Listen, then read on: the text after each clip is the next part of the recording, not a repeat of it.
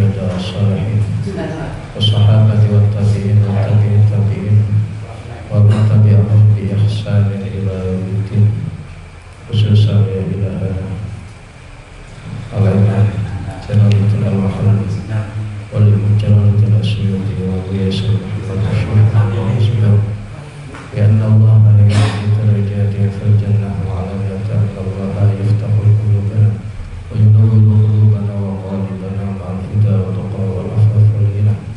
الفاتحة.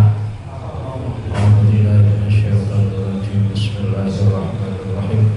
الحمد لله رب العالمين الرحمن الرحيم مالك يوم الدين. إياك نعبد وإياك نستعين اهدنا الصراط المستقيم صراط الذين أنعمت عليهم غير المغضوب عليهم ولا الضالين آمين. بسم الله الرحمن الرحيم. وآمنوا بما أنزلت مصدقا لما معكم ولا تكونوا أول كافر به ولا تشتروا بآياتي ثمنا قليلا وإياي فاتقون ولا تلبسوا الحق بالباطل وتكتموا الحق وأنتم تعلمون وأقيموا الصلاة وآتوا الزكاة واركعوا مع الراكعين. بسم الله الرحمن الرحيم. وآمنوا بما أنزلت. Wa aminu lan imanu sapa sira kabeh. Wa aminu lan imanu sapa sira kabeh bima kelawan perkara anzaltu kang wis nurunake sapa ingsun Allah. Bayane utawa jelase perkara sing tak turunno minal Qur'ani nyatani Al-Qur'an. Sifate ma anzaltu. Sifate Qur'an haliyai Quran musaddiqan halih perkara kang benerake utawa kitab kang membenarkan lima marang perkara ma'akum kang tetep ing dalem sertane sira kabeh. Ma'akum kang tetep ing dalem sertane sira kabeh rupane ma'akum minat Taurati bayane utawa jelase saka kitab Taurat. Bimuwafaqatihi kelawan nyocokine Al-Qur'an. Bimuwafaqatihi kelawan nyocokine Al-Qur'an nyocoki lan marang kitab Taurat. Fit tauhidi ing dalem urusan tauhid mengisahkan Allah ngarani pangeran siji. Wan nubuwati lan sing nomor loro yaiku dalam urusan kenabian. Wa nubuwati lan nomor loro urusan kenabian. Wala takunu lan aja ana sapa sira kabeh. Wala takunu lan aja ana sapa sira kabeh awwala kafirin iku kawitane wong sing ngufuri. Awwala kafirin iku kawitane wong sing ngufuri, kawitane wong sing ngingkari bi kelawan Al-Qur'an. Min ahlil kitabi saking ahlul kitab. Min ahlil kitabi saking ahli kitab li'anna khalfakum krana setuhune peneruse sira kabeh. Krana setuhune peneruse sira kabeh iku tabaun iku anut. Tabaun iku anut laku marang sira kabeh fa ismuhum mongko utawi dosane khalfakum alaikum iku dadi tanggung jawabe sira kabeh. Alaikum iku dadi tanggung jawabe sira kabeh utawa alaikum ing atase sira kabeh. Wala tashtaru lan aja ngalap ganti sapa sira. Tastabdilu tegese aja ngalap ganti sapa sira bi ayati kelawan nganggo pira-pira ayatku. Allati kang fi kitabikum kang tetep ing dalam kitab sira kabeh. Fi kitabikum kang tetep ing dalam kitab sira kabeh min na'ti Muhammadin nyatane sifate Kanjeng Nabi Muhammad sallallahu alaihi wasallam. Samanan ing saman, samanan ing rega qalilan kang sithik. qalilan kang sithik. Sithik maksud samanan qalilan iwadun tegese pengganti yasiron kang sithik minat dunya saking dunya. Aila taktumu tegese aja ngrahasiakno, aja nyimpen sapa sira kabeh ha ing ayati khaufa fawatima krana kuwatir ilangi perkara tak khudu nakang padha ngalap sapa sira kabeh hu ing ma sampeyan alap min safalatikum saking wong ngisor-ngisore sira kabeh, utawa cara gampangane ya anak buahe utawa pengikute. Wa iya yalan ing mung ingsun, wa iya yalan ing mung marang ingsun fattaku mongko wedya sira kabeh ni ing ingsun. Ai khaufu tegese wedi sira kabeh ni ing ingsun. Fidzalika ing dalem mengkono-mengkono tashtahu bi ayati tsamanan qalila duna ghairi aja wedi marang saliyane ingsun. Duna ghairi ora wedi marang saliyane ingsun. Nggih. Iki isih minangka nerusno sifat-sifat Bani Israil yang memang dikritik oleh Al-Qur'an, yang hendaknya jangan sampai kita meniru, meskipun potensinya umatnya Nabi Muhammad itu niru umat-umat sadurunge. Di antara sifat yang dikritik oleh Allah Subhanahu wa taala kepada kelompok Bani Israil itu adalah mereka mengingkari Al-Qur'an dan mempercayai kitab Taurat. Tapi pada hakikatnya mereka itu juga ingkar terhadap Taurat. Jadi koyo-koyo itu percaya karo kitab Taurat tapi hakikatnya ingkar karo kitab Taurat. Mulane ning kono diawali wa aminu bima anzaltu musaddiqal lima ma'akum. Dadi awakmu kabeh kudu iman kelawan Al-Qur'an sing wis tak turunno, yang sifatnya Al-Qur'an itu membenarkan sejalan dengan isine kitab Taurat. Sejalan dengan isinya kitab Taurat. Dalam hal ini sejalan yang dimaksud adalah dalam urusan tauhid, yang kedua dalam urusan nubuwah, dalam urusan kenabian. Ya, mulane bolak-balik tak jelasno bahwa dalam syariat Islam mulai zaman Nabi Adam ila yaumil qiyamah itu nanti terbagi menjadi dua. Yang pertama adalah usuluddin. Ya, yang pertama adalah usuluddin. Usuluddin kalau dalam keilmuan orang Jawa itu biasanya dikatakan ilmu tauhid. Misal pangeran siji, Nabi Muhammad adalah seorang nabi, Nabi Musa juga nabi, itu namanya apa? Tauhid. Tapi juga ada furu'uddin, yaitu cabang-cabangnya agama, atau dalam istilah kita disebut dengan ilmu fikih. Okay. Lah kalau dalam urusan furu'uddin atau furu'us syariat, cabang-cabang dari syariat, itu pasti mengalami perubahan. Pasti mengalami perubahan. Bolak-balik tak ceritano di mana erane Nabi Adam iku ono kakak rabi karo adine iku iso oleh. Nggih, kakak rabi karo apa? Adine iku iso oleh. Karena memang syariatnya seperti itu. Tapi kalau syariat Nabi Muhammad itu kan nggak mungkin dilakukan. Sampean duweni adik ayu kemudian sampean rabi dhewe kan ya ora oleh. Ya daripada tipe wong liya jarene nggih. Pek dhewe wae, mboten angsal. Nggih, mboten angsal.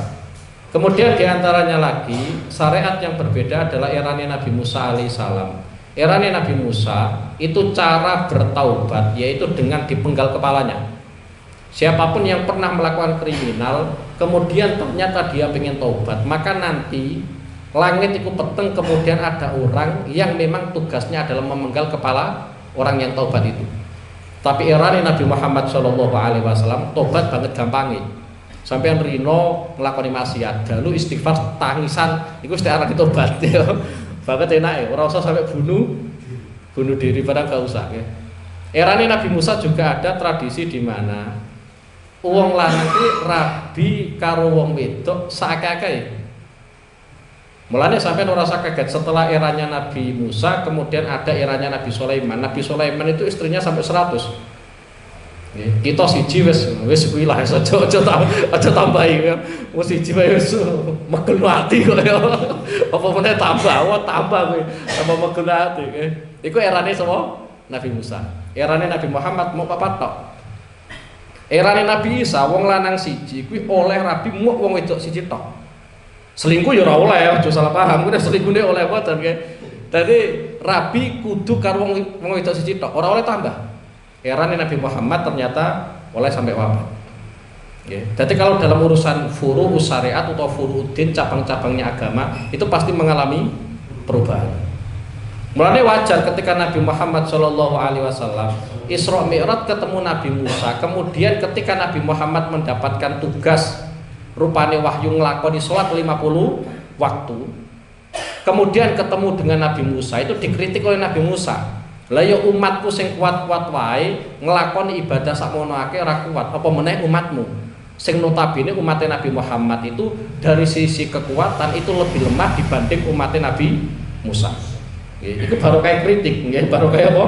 Kritik. Jadi kalau dalam urusan furu syariat, furu'uddin, cabang-cabang agama itu pasti mengalami perubahan. Pasti mengalami perubahan. Sampai sekarang itu pasti mengalami perubahan. Lah dalam urusan usuluddin atau usul syariat, yaitu pokok-pokok agama itu pasti sama. Zamannya Nabi Adam sing tak sembahyang tetap pangeran. Ora kok kemudian berhala boten. Zamannya Nabi Nuh juga sama, yang disembah adalah Allah Subhanahu wa taala. Zamannya Nabi Muhammad juga sama. Jadi kalau ditanya, kalau kita ditanya Nabi Adam itu agamanya apa? Ya pasti Islam. Kemudian dalam urusan kenabian juga sama. Seluruh nabi itu mengakui bahwa Nabi Muhammad SAW itu adalah seorang nabi, dan itu antar nabi sudah memberikan informasi kepada umatnya. Jadi semisal satu contoh Nabi Musa itu sudah memberikan informasi kepada umatnya bahwa nanti ada nabi akhir zaman yang namanya Muhammad SAW. Sehingga Bani Israel, kelakuan Bani Israel, kalau dia tidak mempercayai isi Al-Quran, tidak mempercayai Al-Quran, maka pada hakikatnya dia itu mengingkari Taurat. Karena kandungan dalam kitab Taurat itu ternyata dibenarkan sama persis dengan kandungan kitab apa? Al-Quran. Dalam urusan tauhid, dalam urusan kenabian. Kalau Bani Israel kok sampai mengingkari kanjeng Nabi Muhammad, berarti hakikatnya dia mengingkari sebagian ayat Taurat. Kalau mengingkari sebagian ayat Taurat, berarti hakikatnya mengingkari seluruh kitab Taurat. Jadi semisal kayak gini, diantara umpama kita, umpama kita kok orang percaya bahwa Alhamdulillahirabbil alamin itu adalah ayat Al-Quran. Meskipun yang selain Alhamdulillahirabbil alamin kita percaya bahwa itu ayat Al-Quran, untuk Alhamdulillahirabbil alamin kita orang percaya nek iku ayat Al-Quran. Iku hakikatnya kita ngingkari seluruh isi Al-Quran. Mulai bolak-balik tak kadakno bahwa di mana antara satu ayat dengan ayat selanjutnya, satu surat dengan surat selanjutnya, bahkan satu huruf dengan huruf setelahnya itu pasti punya kesinambungan. Itu Al-Quran. Bahkan antar kitab, antara kitab Quran dengan Taurat, Quran dengan Injil, Quran dengan Zabur, semuanya itu ada hubungannya. Sehingga kalau ada satu ayat itu kok sampai diingkari, hakikatnya dia mengingkari seluruh kitab. Mulane nek kula disebutno wa aminu bima anzaltu musaddiqal lima ma'akum. Yang kedua, memang sangat aneh, memang sangat aneh. Notabene kalau kita satu contoh membaca buku, yang pertama kita percaya. Semisal sampai nanti ceritani lewat buku ning kono ono ceritane Wali Songo. Kita percaya dengan buku yang pertama. Kemudian kita disuguhi dengan buku yang kedua, isinya itu sama, kemudian kita mengingkari isi buku yang kedua, itu kan aneh. Mulai di antara sifat yang paling aneh yang dimiliki oleh Bani Israel, kenapa dengan Taurat itu percaya tapi dengan Al-Quran tidak percaya, padahal kandungannya itu sama. Lah kenapa mereka kok sampai tidak beriman dengan Al-Quran? Hakikatnya dasarnya cuma satu, yaitu goro-goro duweni sifat hasud. Padahal hasud itu ngerusak tenan. Wong imane kuat itu runtuh goro-goro apa? Hasud. Itu yang pertama, jadi tugas kita adalah wa aminu bima anzaltu musaddiqal lima ma'akum. Yang kedua, yang dikritik oleh Allah Subhanahu wa taala terhadap sifatnya Bani Israil adalah wala takunu awwala kafirin bih. Pesene Al-Qur'an ning gone Bani Israil adalah sampean kabeh kok aja sampai menjadi orang yang pertama kali mengingkari Al-Qur'an. Meskipun erane Kanjeng Nabi Muhammad SAW iku wis ana wong-wong kafir dari kelompok suku Quraisy. Nggih.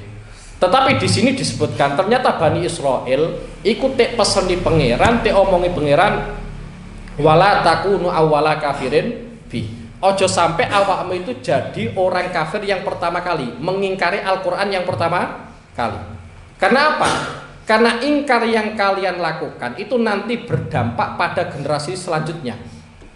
Ini seperti satu contoh kayak gini gitu.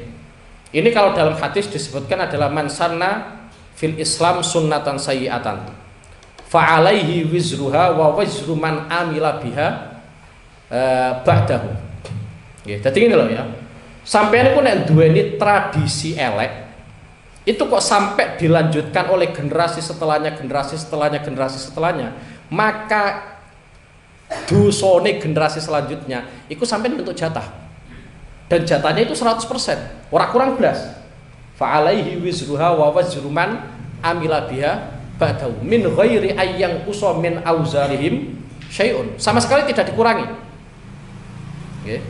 Jadi semisal satu contoh, sampeyan ternyata nggawe tradisi nyembah berhala.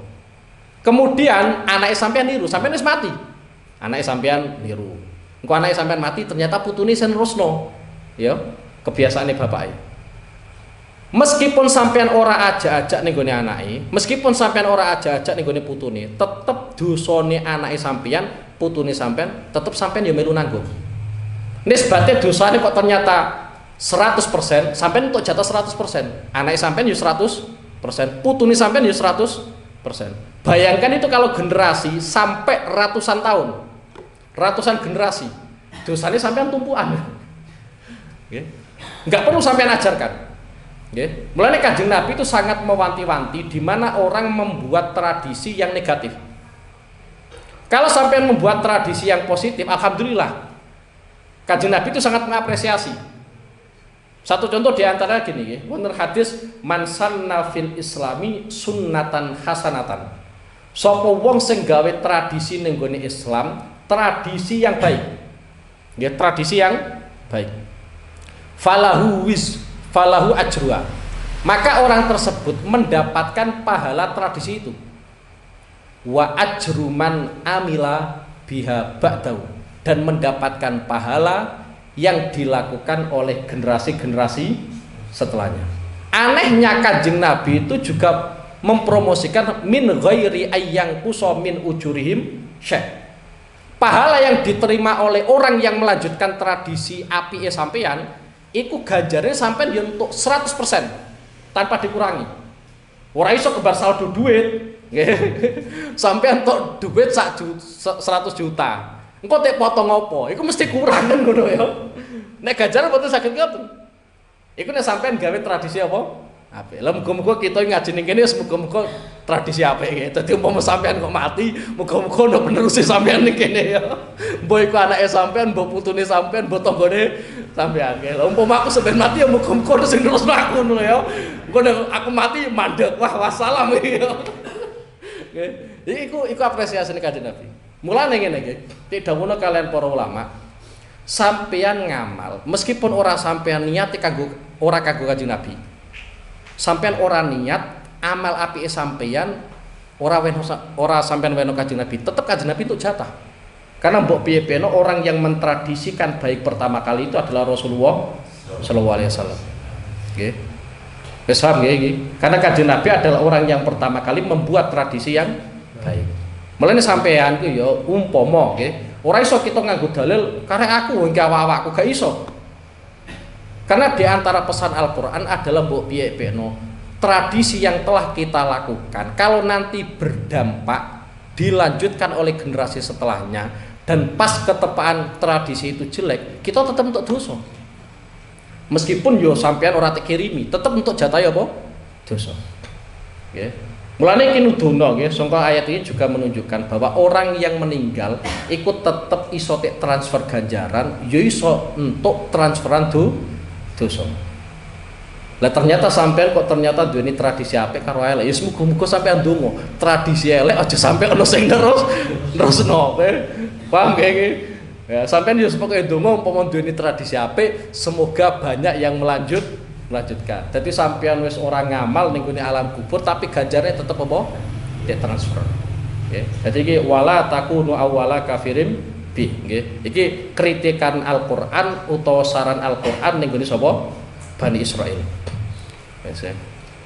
Wala takunu awwala kafirin bi. Wala tashtaru bi ayati tsamanan qalila, nggih.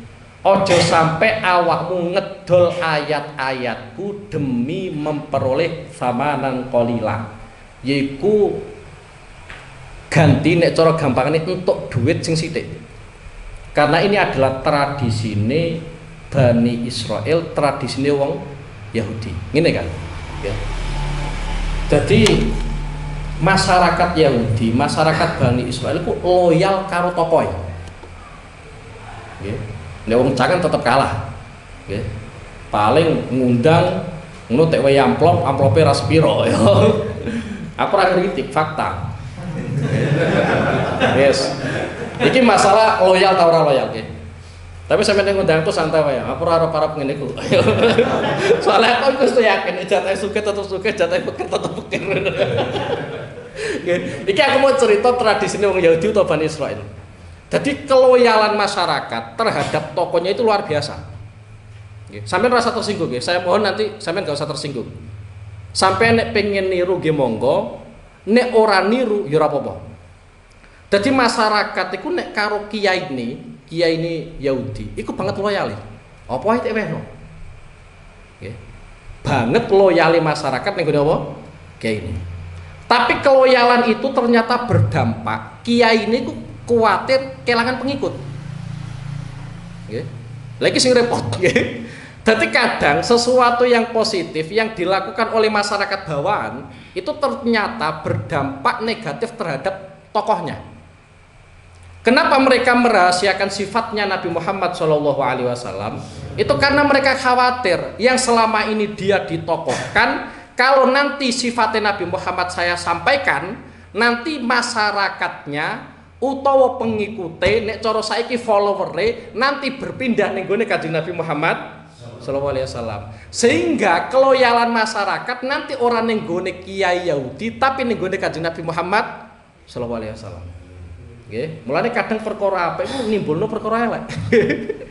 Keloyalan masyarakate wong Yahudi ku apik. Nggih, jenenge wong mikirno kiai niku apik. Tapi ternyata hal yang seperti ini berdampak negatif ning gone kiai ini. Dan diantara ya kriminalnya tokoh-tokoh orang Yahudi ternyata sampai yang jadi korban adalah Nabi Muhammad SAW. Nah inilah yang disebut sebagian ulama sebagai riswah. Artinya riswah itu apa? Utawane cara bahasanya sampean suap. Yaitu adalah sebuah kebenaran kemudian ditutup-tutupi. Hanya sebatas pengen untuk duit. Pancen rawan, pancen rawan. Boleh sampean ngundang aku ora sampean wae duit biasa wae aku. Yo ora mangkel, tapi kebangetan ngono wae. Yo sampai di kalangan ulama itu diterangkan seperti ini. Satu contoh nggih. Wong ngulang. Kaya aku ngulang sampean. Oleh tara aku untuk duit sangko sampean. Sampai ini dibahas. Karena ini juga berpijak pada tradisinya Bani Israel, ndekne gelem ngulang nek bayar. Ngono wae nek sekiranya menguntungkan yang mengajar itu ditutup-tutupi. Di antaranya adalah sifatnya Nabi Muhammad. Nggih, semisal aku ngulang sampean, oleh ta ora aku nampa duit sampean atas nama ngulangku. Nggih. Itu ternyata ulama-ulama ya khilaf. Wonten ulama Abu Hanifah itu mengharamkan. Jadi aku ngulang ini nggo sampean ya. Terus aku mulai sampean amplopi, haram itu. Nggih. Enak toh? Nggo madzhab iki enak. Enak aku sampean. Lah yo wong macul wae gaji nang mulang lati gaji kok. Tapi kayak iki ngelmu nggih, iki ngelmu. Iki ora masalah rugi utawa untung mboten nggih. Iki bukan masalah rugi utawa untung. Abu Hanifah itu mengharamkan. Ora oleh ana wong ngulang Al-Qur'an, ana wong ngulang ilmu, kok nampa duit. Mboten nangsal. Imam Syafi'i nggih. Imam Syafi'i itu memperbolehkan. Imam Syafi'i memperbolehkan, tapi dengan transaksi yang sah. Transaksi yang sah seperti ini, misal 1 bulan gajinya berapa, dipastikan. Kalau di situ kok sampai satu contoh, 1 bulan mesti ini melbu terus, ternyata ini ono ora mangkate. Maka ya harus dipotong. Itu dalam tradisi apa? Mazhab Syafi'i. Jadi kalau mazhabnya Syafi'i, ono guru kok njaluk apa? Gaji sangka bocah sing teulangi mboten napa-napa. Tapi yo saru banyak. Nggih, saru. Nek sampean macul malah gak saru njaluk gaji. Tapi wong nek ngulang njaluk gaji malah saru. Ketok kedonyane yo. Sing macul ra ketok kedonyane. Pancen nuansane nuansa duniawi, tapi wong ngulang iku ora pantes. Terus meneh nggih. Iki yang sering kali dilupakan. Kalau kita mengikuti mazhabnya Imam Syafi'i yang mengatakan seorang guru oleh njaluk upah, oleh njaluk gaji. Nek ora tek gaji orang ngulang, dia tetap oleh. Itu kalau memang yang diajarkan memang ilmu-ilmu yang diperbolehkan oleh Islam. Kalau yang diajarkan kok sampai melanggar aturan Islam, maka nggak boleh menerima gaji. Satu contoh diantaranya, ada seorang guru mengajarkan bahwa manusia itu nenek moyangnya adalah kera. Itu kan kriminal itu. Itu jelas melanggar aturan Quran. Lah kalau dia mengajarkan ilmu yang seperti itu, kemudian dia jaluk gaji, nggak boleh itu diterima. Jadi boleh, ya, seorang guru, ini cara mazhab Syafi'i, ya, cara mazhab Syafi'i, seorang guru boleh jaluk gaji, jaluk ongkos-ongkos muridé, kalau memang dari transaksi yang sah, sawulan gaji ini piro jelas. Sing kedua, ilmu yang diajarkan memang ilmu-ilmu yang cara syariat Islam diperbolehkan. Okay. Cara syariat Islam apa? Diperbolehkan. Di antaranya kayak matematika, sing ora ruwet-ruwet ini kuwi ya. Kayak matematika 1 tambah 1 loro, lah ngene iku ora apa-apa. Tapi kalau sampai mengajarkan ilmu-ilmu yang di situ melanggar aturan Islam, maka nggak boleh menerima gaji. Meskipun orangnya itu disiplin. Ya seperti tadi contohnya, okay? Mengajarkan tentang ilmu bahwa manusia itu nenek moyangnya adalah kera. Itu jelas melanggar aturan Al-Quran. Ya, itu nggak boleh menerima gaji. Ya. Tapi sing apik piye? Ya. Sing apik dadi guru ora usah arep-arep gaji. Nggone ra sugih. Nggih, nggone ra sugih. Yakin ono guru kok arep-arep gaji, ora sugih-sugih. Ora enak uripe. Ora enak ya.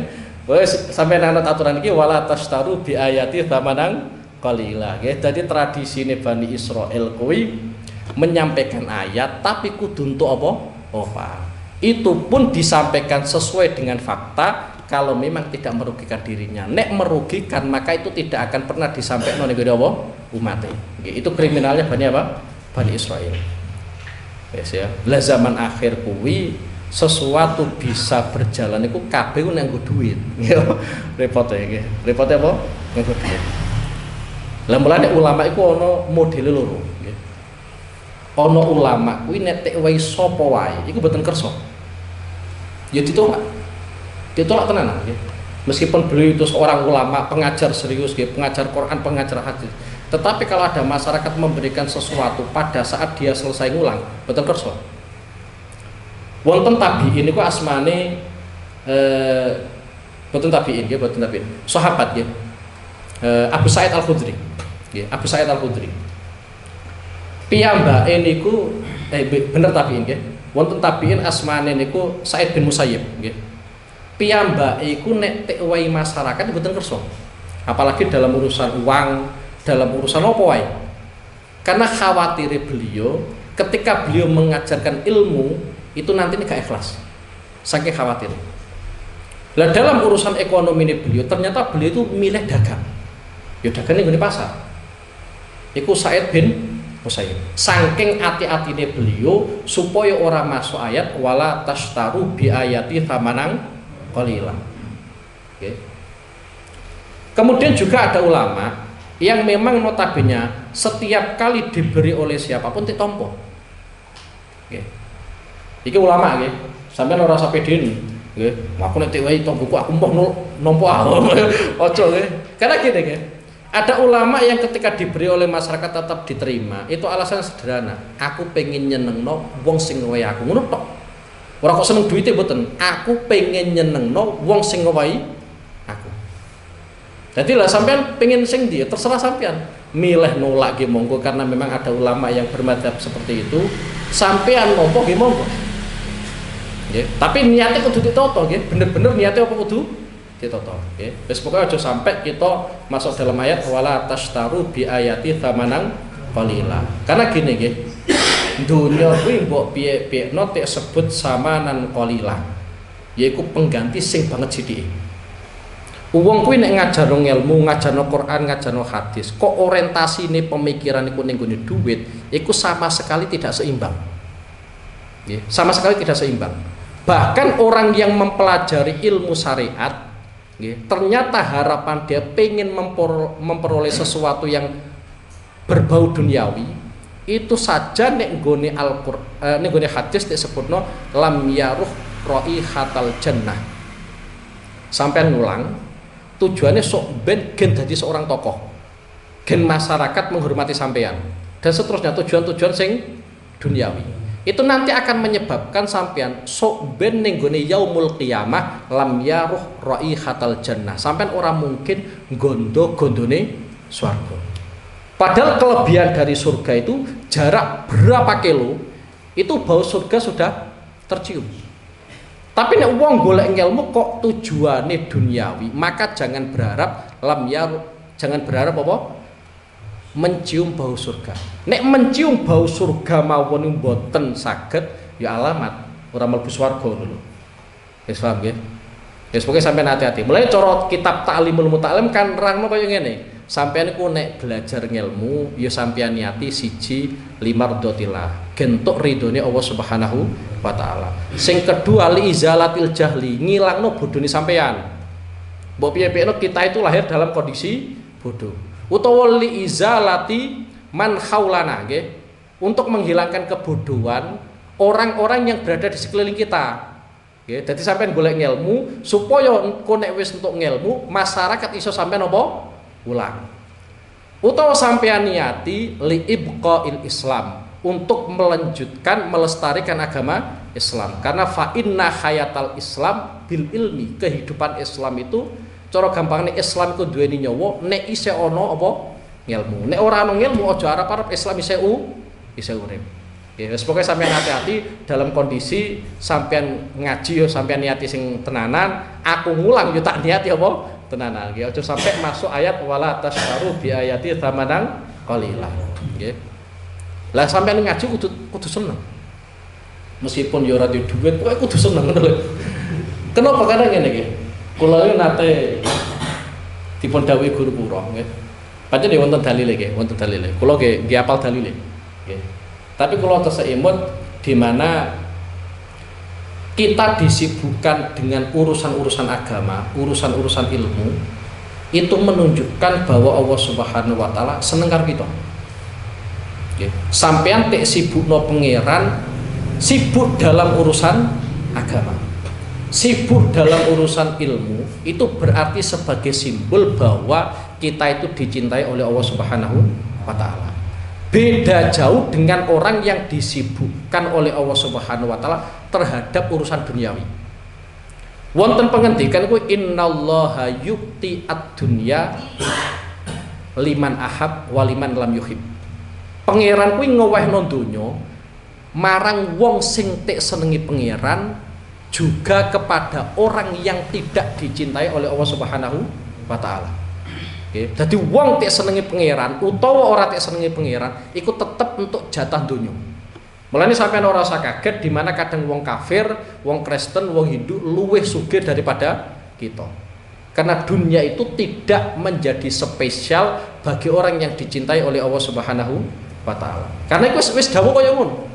Pangeran ngewehno donya kanggo wong sing tek senengi pangeran utawa ora tek senengi pangeran. Tapi kabeh wong mesti entuk jatah wong urip. Tapi walakinnallaha la yu'tid dina illa liman ahab. Tapi pangeran kuwi ngewehno agama hanya kepada orang-orang yang dicintai oleh Allah Subhanahu wa taala. Lah di antara agama itu adalah al ilmu. Mulane di antara pesan guruku sampean kudu seneng bahas ngelmu, belajar ngelmu, nisbate sampean ngulang ya kudu seneng. Mbok piye-piye no kita itu disibukkan dengan ilmu. Lah ilmu itu adalah rohul Islam, nggih. Roh apa? Islam. Ya. Mbok piye-piye Islam itu adalah agama. Berarti kita di majelis ini dalam kondisi ini adalah tanda di mana Allah Subhanahu wa taala seneng karo kita kabeh. Lah wong kok wis senengi pangeran iku alamat sing nuduhno bahwa kita iku min ahlil jannah. Dan Kanjeng Nabi ngendika kaya ngono. Kanjeng Nabi nate melampah sareng-sareng kalian para sahabat. Nggih, sareng-sareng kalian para sahabat. Ternyata Kanjeng Nabi ngendikane para sahabat, "Idza marartum bi riyadil jannah farta'u." Awakmu nek nglewati pertamanan-pertamanan swarga, sampean yo enak-enak ning kono. Nggih, cara nisbate wedhus ngono gayem ning kono ngono lho ya. Nisbate wedhus, nggih. Dadi sampean nek nglewati pertamanan-pertamanan swarga ya sampean ayem ning kono. Sahabat takon ning Kanjeng Nabi, "Wa ma riyadul jannah ya Rasulullah?" Pertamanan surga itu apa? Jawab Kanjeng Nabi, "Khilaqu dzikri," yaitu majelis-majelis zikir. Lah majelis-majelis zikir itu ternyata ditafsiri oleh ulama yaitu majlisut ta'alumi wa ta'lim, yaitu majelis di mana ada pendidikan. Ya, mbok piye-piye no meskipun iki kita ning gone donya, hakikate kita itu fi riyadil jannah, ning gone pertamanan-pertamanan swarga wis enak. Do mayit ku nek wis mati, iku di antara dongane kiai ini kan ngono. Allahumma ij'al qabrahu raudhatan min riyadil jannah. Ya Allah, muga-muga kuburane dadi pertamanan swarga. Kenapa kita harus menunggu mati? Kesuwen. Nggih. Iya nek pas ketepan dadi raudhatan min riyadil jannah. Lah nek pas ketepan dadi khufratan min khufarin niron, dadi jurangin neraka. Wassalam lho sampeyan. Nggih. Mulane sampeyan iku menikmati pertamanan surga iku ora usah ngenteni mati. Saiki kita nikmati, kita di majelis ilmu itu berarti menunjukkan bahwa kita fi riyadil jannah ning gone pertamanan swarga. Mulane Kanjeng Nabi nate pada saat beliau melewati masjid, ternyata wonten dua halaqah. Dua majelis. Yang satu yang majelis pertama iku majelis sing gawe dzikiran. Gawe dzikiran, kene bar dzikiran donga ya Allah muga-muga dadi sugih ya. Dadi wis wiridan-wiridan ngene kula nggih. Sing majelis kedua ternyata majlisul ilmi. Ono pendidikan, ada penyampaian ilmu, juga ada penerimaan ilmu. Komentare Kanjeng Nabi. Nek kelompok sing pertama kuwi njaluk ning gone pangeran. Iku terserah pangeran. Ngowae yo hake pangeran, ora ngowae yo hake apa?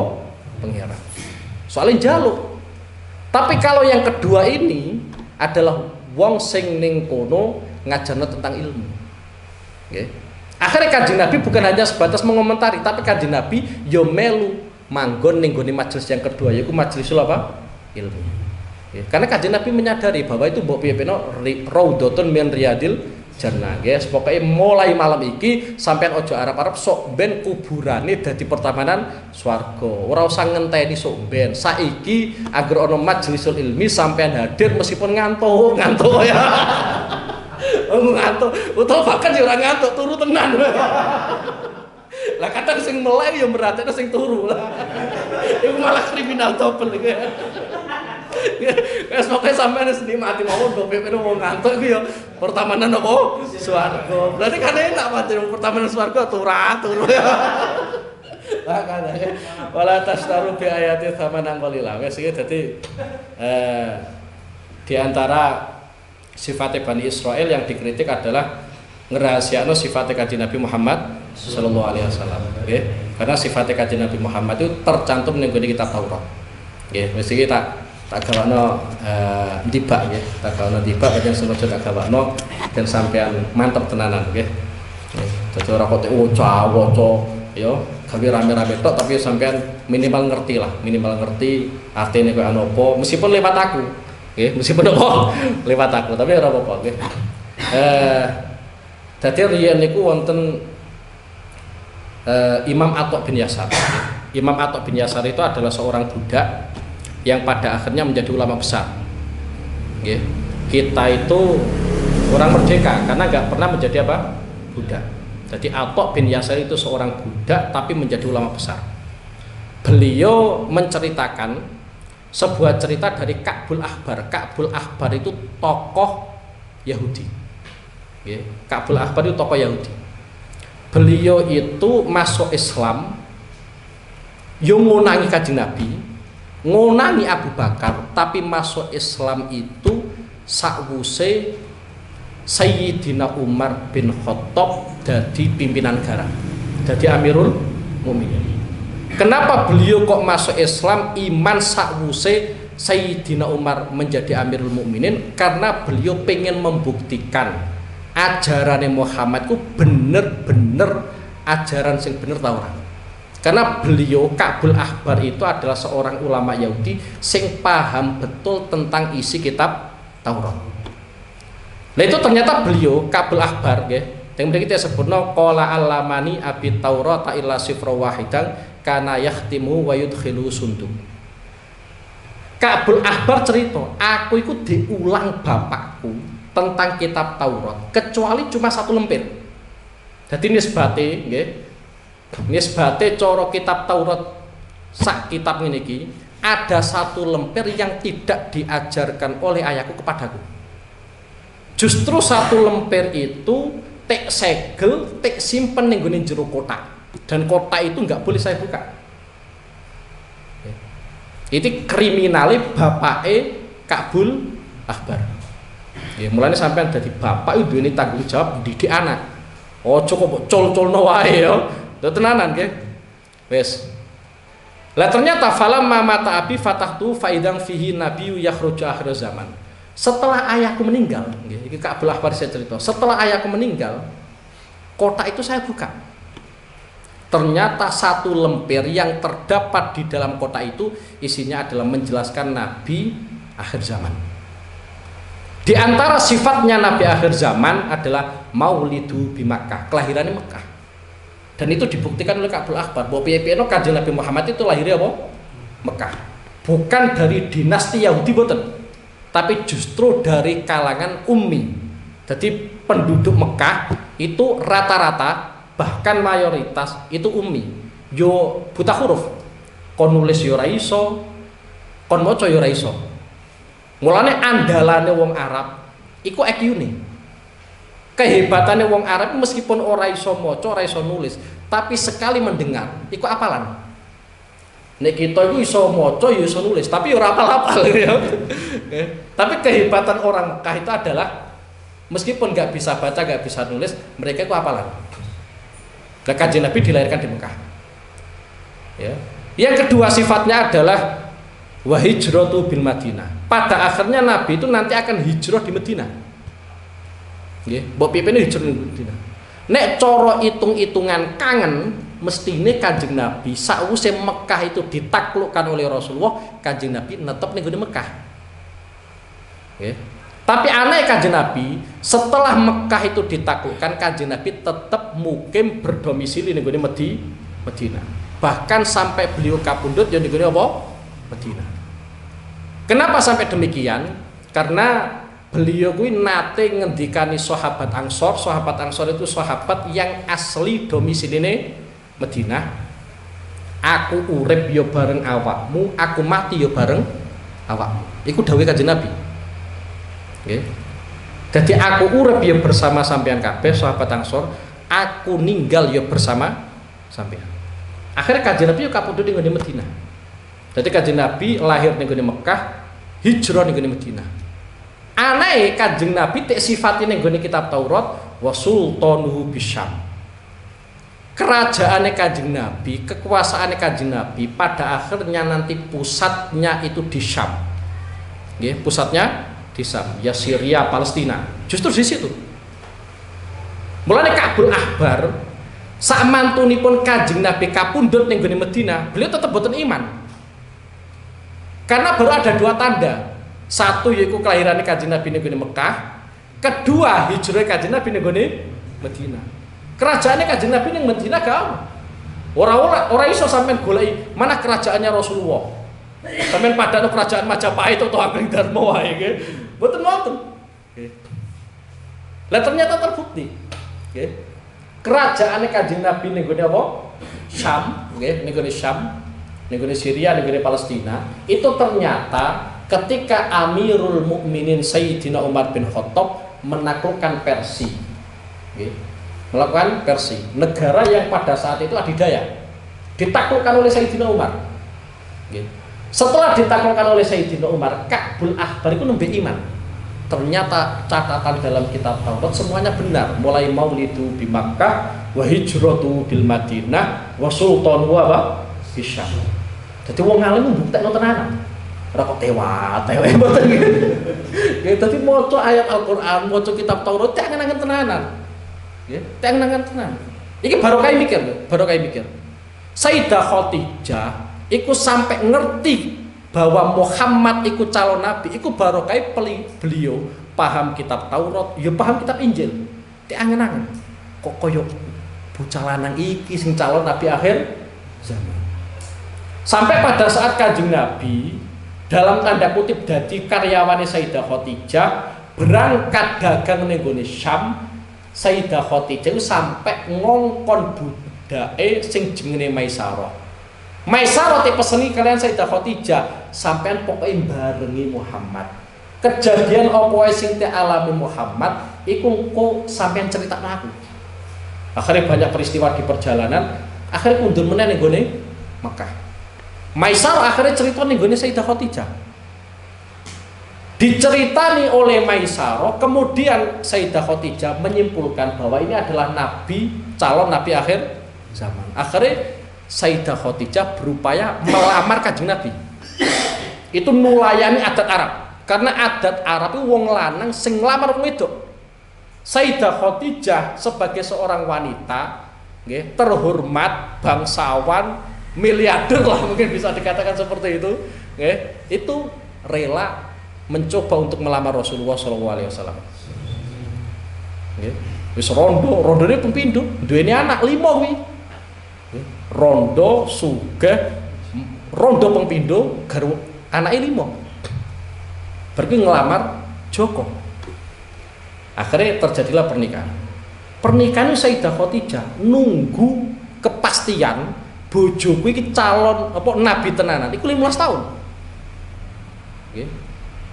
Bareng wis diangkat dadi nabi, Sayyidah Khadijah ternyata berusaha semaksimal mungkin piye carane memberikan pelayanan kepada Kanjeng Nabi ketika Kanjeng Nabi melakukan dakwah. Nggih. Ngono wae pada saat Sayyidah Khadijah arep kapundhut isih ngrasa duweni salah. Lah kita yo duweni ngrasa bener wae ya. Lah ya uripe sakmono suwene iku tek entekno gawe belone Kanjeng Nabi. Iku ajeng kapundhut mawon, iku matur ning gone Sayyidah Fatimah putrine nek cara wong Jawa mungkin yo nduk tolong sampai ning gone abai sampeyan, aku sebagai seorang istri nyuwun sepuro. Iku sekelas Sayyidah Khadijah. Akhirnya Sayyidah Fatimah matur ning gone abai, "Mbah, niki ibu nyuwun pangapunten dumateng jenengan." Akhirnya Kanjeng Nabi ngendika ning gone Sayyidah Khadijah, "Jenengan boten wonten salah napa-napa. Duwite jenengan, hartane jenengan telas nggih kagem belani kula, kagem belani apa? Islam. Bahkan jenengan rekoso iku ya gawe belani aku, gawe belani apa? Islam. Jenengan boten gadah salah napa-napa." Iku Sayyidah Khadijah. Nggih. Wis seterusnya nggih. Wis iki wasultanu Isam. Dan di antaranya adalah sifatnya Kanjeng Nabi Muhammad yaqussu sa'rahu wa yattaziru ala wasati yakunu khairul anbiya wa ummatuhu khairul umam. Nggih. Iki sifatnya Kanjeng Nabi, sifatnya umat Kanjeng Nabi Muhammad sallallahu alaihi wasallam. Jadi Kanjeng Nabi itu disebut khairul anbiya, api-apike nabi ya Kanjeng Nabi Muhammad sallallahu alaihi wasallam. Lah umat yang terbaik juga umat Kanjeng Nabi Muhammad sallallahu alaihi wasallam. Dan kita siap ditandingkan. Nggih, meskipun sampean ketake tewa tetap siap ditandingkan. Nggak ini bukti sejarah mawon nggih. Ora usah tersinggung, ora usah lara ati. Soalnya biasa lara ati ya. Nggak bener. Satu contoh di antaranya nggih. Perbandingan soal keimanan, nggih, perbandingan soal keimanan. Erane Nabi Musa itu moro ning gone Turisina untuk menerima wahyu itu 40 hari. Itu masih hidup. Anak umat yang selama ini tek didik, tek dawai Nabi Musa spontan walik gelimpang. Yang awal mulanya menyembah Allah Subhanahu wa taala, tek tinggal Nabi Musa ning gone Gunung Turisina, akhirnya nyembah pedet emas. Itu Nabi Musa masih hidup. Ditinggal Nabi Musa hanya dalam waktu 40 hari. Sampai tek tinggal Kanjeng Nabi Muhammad itu ewonan tahun. Dan ternyata kita bisa menikmati keimanan. Ya iso maca Quran, ya iso maca hadise Kanjeng Nabi. Kurang keren apa? Sehingga layak ketika kita mendapatkan gelar wa ummatu khairal umam. Umate Kanjeng Nabi ku api-apike umat. Meskipun kadang turu ra jelas tetap umat yang terbaik lah, tetap umat apa? Yang terbaik. Mulane cara ulama disebut kita iku bapeno umat Kanjeng Nabi itu ummatun marhumah, umat yang senantiasa dapat rahmat. Ya, pokoknya sampean kudu yakin di mana kita itu menjadi umat yang terbaik. Bahkan kekalahannya umatnya Nabi Nuh nanti fi yaumil qiyamah itu ternyata lewati umat Kanjeng Nabi Muhammad sallallahu alaihi wasallam. Yaitu pada saat Nabi Nuh iku nek cara gampangane tik sidang pangeran. Tik sidang pangeran, apakah kamu sudah menyampaikan apa yang harus sampean sampaikan? Ucapannya Nabi Nuh, jawabannya Nabi Nuh, nggih. Tugas kula sampean sampai akhir. Umatnya Nabi Nuh komplain. Nggih, umatnya Nabi Nuh komplain. Ora ono nabi sing dakwah ning gone daerah. Akhirnya Nabi Nuh itu tek jalui Allah Subhanahu wa taala, saksimu sapa? Ternyata Nabi Nuh yang ditunjuk itu bukan seorang nabi yang menjadi saksi. Yang ditunjuk oleh Nabi Nuh untuk menjadi saksi beliau adalah umat Kanjeng Nabi Muhammad sallallahu alaihi wasallam. Okay. Ketika umat Kanjeng Nabi Muhammad mengatakan benar Nabi Nuh itu wis dakwah, umat Nabi Nuh isa komplain. Komplainnya adalah bagaimana mungkin ada kaum, ada umat yang tidak satu masa dengan kita menjadi saksi yang memberatkan kita. Itu kan nggak adil.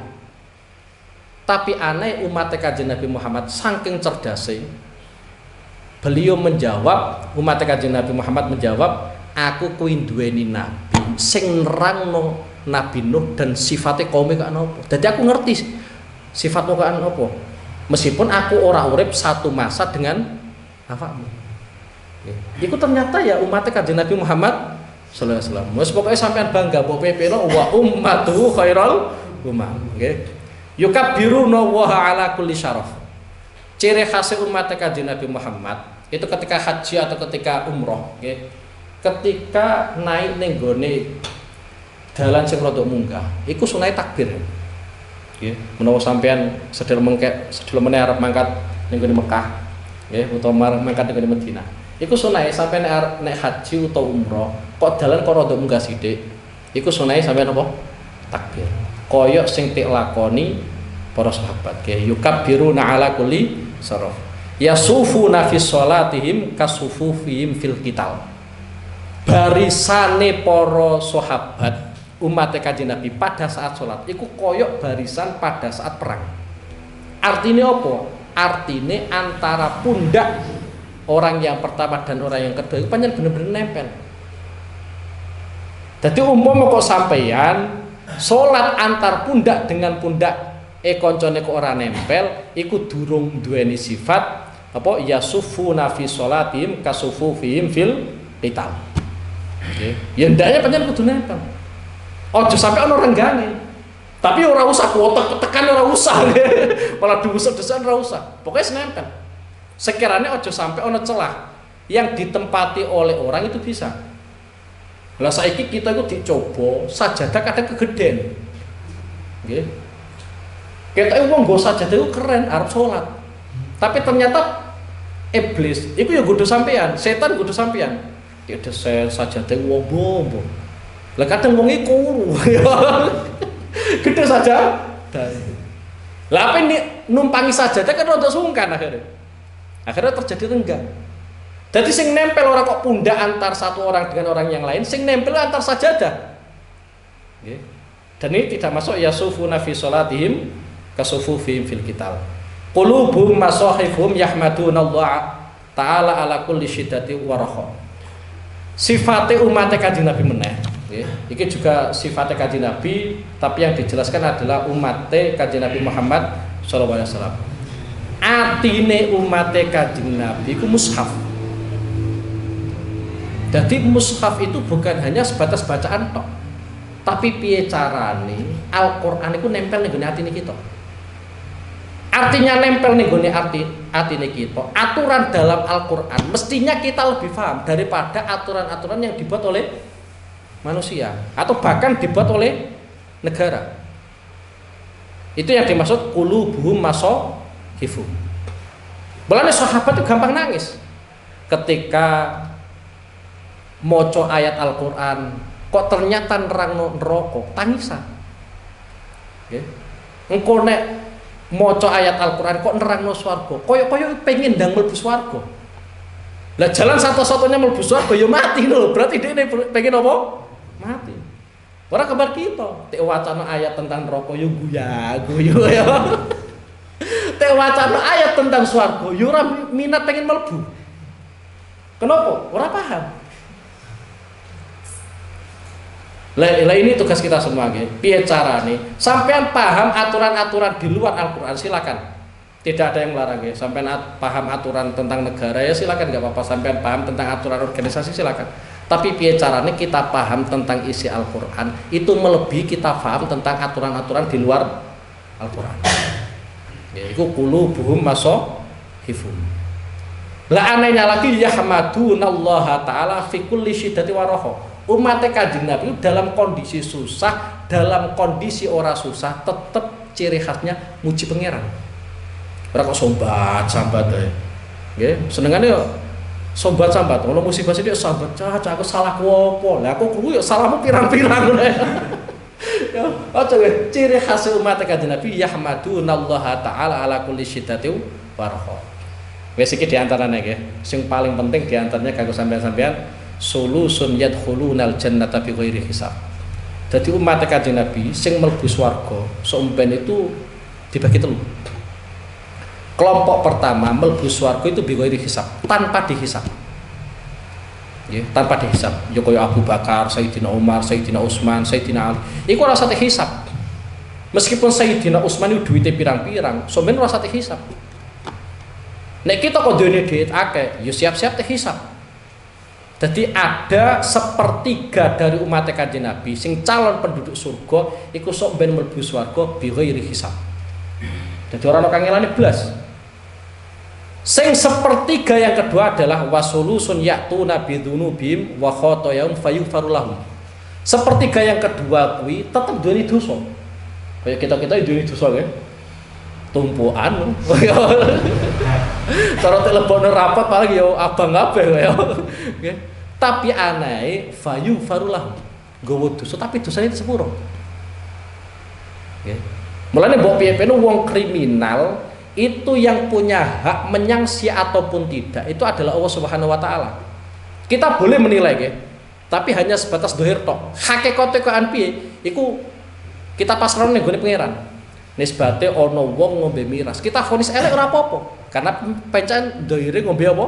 Miras. Tapi hakikate kaya apa tetep kita pasrahne nggone pangeran. Wes ya.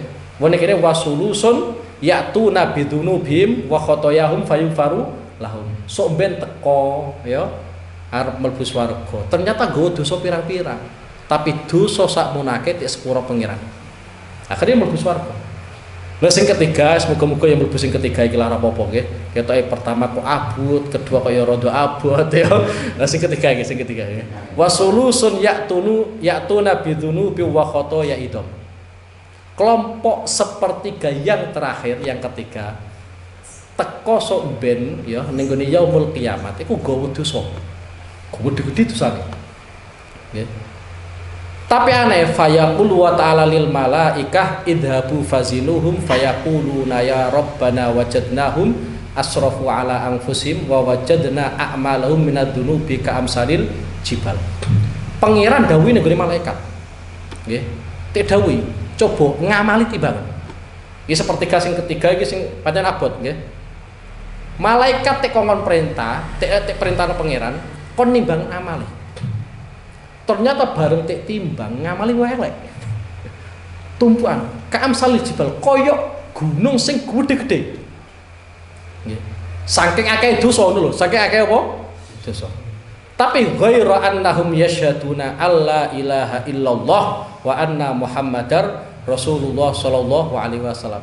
Hanya saja umat Kanjeng Nabi Muhammad iki ternyata maca 2 kalimat syahadat. Jadi teliti malaikat ngamali welek kabeh. Ada satu amal yang terbaik yaitu rupane maca 2 kalimat syahadat. Akhirnya pangeran dawuh fayaqulul haqqu wa izzati wa jalali la ja'altu man akhlasali bi syahadati kamang kadzdzaba bi adkhiluhumul jannata bi rahmati. Pangeran ngendika, aku kuwi ora mungkin madakno wong sing maca syahadat kanthi ikhlas kaya wong sing ning kono nggorono aku. Artine mbok piye-piye wong kok wis ngucapno 2 kalimat syahadat iku status fi yaumil kiamat ora mungkin padha karo wong kafir. Akhire adkhiluhum al jannata bi rahmati, wis mlebu swarga mawon dengan rahmate pangeran. Nggih, enak ya. Enak ya. Mbok piye-piye tetep tek hisab pangeran ya, tetep tek hisab pangeran. Tapi pangeran kuwi tetep goleki amal terbaike apa? Beda nek kita sing tek goleki ana wong apik. Iku kadang tek komentari, ala iku paling pamer. Kan berarti sing kita teliti amal eleke, ora amal apike. Nek pangeran boten. Malaikat tek perintahno pangeran kon nimbang ngamali kelompok yang ketiga nih. Bareng tek timbang welek kabeh. Gedene padha gunung-gunung ya. Wes mbok gunung bledos ora bledos wae gunung. Cuma ada satu amal yang ditemukan oleh malaikat dan itu yang terbaik yaitu rupanya 2 kalimat syahadat. Dawe pangeran la ja'altu man akhlasoli bisyahadati kamang kadzdzaba bi. Aku ora mungkin iki pangeran sing ngendikakno. Dan ini tercantum dalam kitab Taurat. Aku ora mungkin madakno wong sing ngucapno 2 kalimat syahadat secara ikhlas kaya wong sing gorohno aku. Adkhiluhumul jannata bi rahmati, wis lebokno ning gone swarga berdasarkan rahmati Allah Subhanahu wa taala. Nggih, iki sena. Mulane mbok piye-piyeno wong mlebu swarga itu faktor utamanya adalah rahmati pangeran. Bukan karena amal kita. Amal kita itu hanya sebagai tanda tok. Nggih, sebagai tanda. Nggih. Tapi yang menyebabkan kita itu masuk surga hanya rahmati Allah Subhanahu wa taala. Mulane ning gone critane para wali nggih, iku wonten ana waline Allah Subhanahu wa taala sok ben nggih. Iku njaluk ning gone pangeran, aku lebokno surga apa? Berdasarkan amalku, mboten berdasarkan rahmati jenengan. Akhirnya dipenuhi kali pangeran. Telepon surga berdasarkan apa? Ngamal. Ternyata amal soleh yang selama ini dilakukan oleh wali itu tidak sebanding dengan kenikmatan surga. Luwih mulya kenikmatan swarga. Akhirnya wali ku ngakoni, nggih pun lebokno kula berdasarkan rahmate jenengan. Lah dene kita kok ngamal saleh iku minangka tandha, minangka simbol kita calon ahli swarga. Nggih. Wes wala tastaru fi ayati tsamanan qalila. Wa iya fattakun. Wa iya fattakun wala talbisul haqqo bil batil wala talbisul lan aja nyampur sapa sira kabeh takhlita tegese nyampur sapa sira kabeh al haqqo ing perkara sing hak. Alladzi kang anzaltu kang nurunake sapa ingsun alaikum ing atase sira kabeh bil batili aja campur kelawan perkara sing batil alladzina rupane perkara taftaruna kang padha agawe sapa sira kabeh gawe-gawe sapa sira kabeh wa ing alladzi wala taktumulan ojo nyimpen sapa sira kabeh al haqqo ing perkara kang hak. Nakta Muhammadin rupane sifate kanjeng Nabi Muhammad sallallahu alaihi wasallam wa antum hale utawi sira kabeh taklamuna iku padha ngerti sapa sira kabeh annahu ing setuhune al haq utawa naktu Muhammadin sifate kanjeng Nabi Muhammad haqqon iku perkara sing hak, perkara sing bener. Alam Maulaya sholli wa sallim iman